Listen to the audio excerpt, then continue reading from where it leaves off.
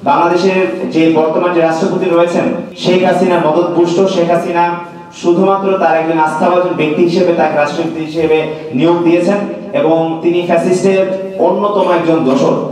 আমরা একটি বিষয় বলছি যে অন্তর্বর্তীকালীন সরকার তার জায়গা থেকে যেসব বোল্ড পদক্ষেপ গ্রহণ করা উচিত ছিল 5 আগস্টের পরবর্তী সময় সেই বোল্ড পদক্ষেপগুলো তারা গ্রহণ করতে ব্যর্থ হয়েছে।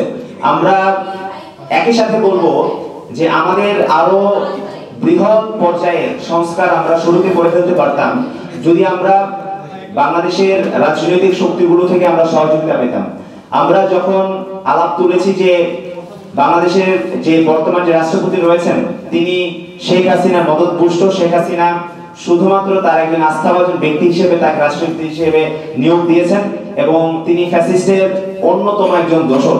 আমরা যখন তার অপসারণ চেয়েছি তখন কিন্তু দেখেন আমরা বৈষম্যবিরোধী ছাত্র আন্দোলন এই গণঅভ্যুত্থানের নেতৃত্ব দেওয়ার পরে গণঅভ্যুত্থান সংগঠিত হওয়ার পরে আমরা সিগনিফিকেন্ট যে দাবিগুলো তুলেছি আমরা কিন্তু প্রত্যেকটি দাবির ক্ষেত্রেই বাস্তবায়নের ক্ষেত্রে কিন্তু আমরা বাধার সম্মুখীন হয়েছি।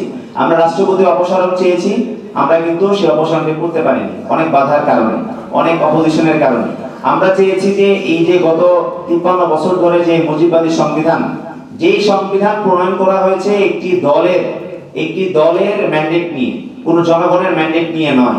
এই সংবিধান যখন আমরা বাতিল চেয়েছি সেই বাতিলের ক্ষেত্রেও কিন্তু আমরা সাংবিধানিক সংকট তৈরি হওয়ার আশঙ্কা অনেকের কাছ থেকে আমরা জানতে পেরেছি। তারা আশঙ্কা করছেন যে সংবিধান যদি বাতিল করার প্রসেসে যদি আমরা যাই সেই ক্ষেত্রে সাংবিধানিক সংকট তৈরি হতে পারে, নির্বাচন বাধাগ্রস্ত হতে পারে।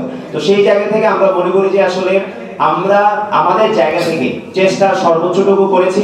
আমরা কেন পারিনি, কাদের জন্য আমরা সেসব সংস্কার বা সেসব ব্যবস্থার পরিবর্তন আমরা শুরুতে করতে পারিনি সেটি অবশ্যই ইতিহাস মনে রাখবে, ইতিহাসের সেই দায়বদ্ধতার জায়গা অবশ্যই থাকবে এবং আমরা মনে করি সেটি এখন যেহেতু আমরা পারিনি ভবিষ্যতেও সম্ভব যদি আমাদের সকল রাজনৈতিক শক্তির আন্তরিকতা থাকে।